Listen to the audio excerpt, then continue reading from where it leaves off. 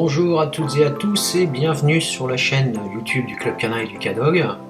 Alors comme vous pouvez le voir, eh bien, on est reparti en petite balade avec la demoiselle.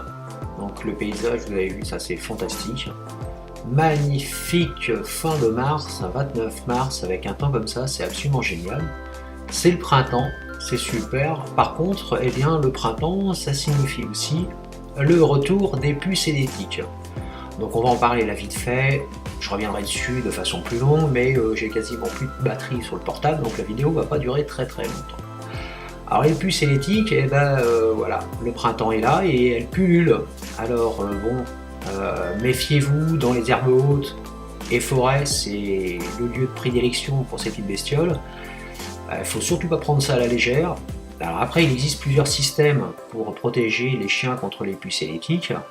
Eh bien, il y a les pipettes et les cachets. Alors, à vous de voir ce que vous préférez. Personnellement, eh bien, je choisis le cachet pour plusieurs raisons. D'abord, par facilité d'utilisation.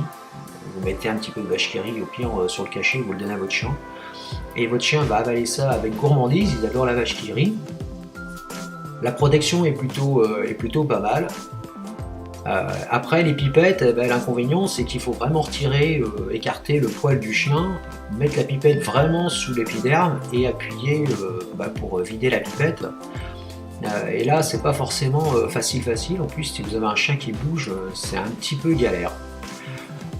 Donc voilà, personnellement je préfère le cachet à la pipette, mais sachez que de toute façon il n'y a pas un produit qui est 100% efficace et qui vous garantit que votre chien n'aura jamais de puce ni tique.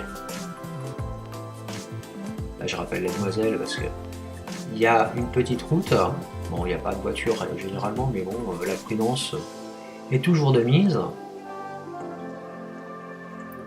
Donc oui, ne négligez pas ça. Faut savoir quand même que bon, pour retirer une tique, il existe les petits tire-tiques, ça coûte 2 à 5 euros, ça va, c'est pas la mer à boire. Ne les retirez pas à la main, vous risquez de laisser la tête de la bébête sur votre chien, et là c'est dangereux. Pas d'éther, n'essayez pas de l'endormir, c'est pareil, hein, si le sang est contaminé et bien dans le tic, ça repart dans le sang du chien. Et là, eh bien, c'est la catastrophe. Et je peux vous dire que même si votre chien est protégé, qu'un jour vous en enlevez une comme ça parce qu'elle est accrochée, bon voilà, avec un petit tire-tique, eh bien c'est pas pour ça que votre chien il n'a pas de risque de complications de santé. En effet, ça arrive, et je suis bien placé pour le savoir. 6 à 8 mois après avoir retiré la tique sur mon ancienne chienne, eh bien, soit par un effort physique ou alors par une situation un petit peu particulière, eh bien, elle a développé une maladie qui malheureusement, malgré les traitements antibiotiques, ne nous a pas permis de la sauver.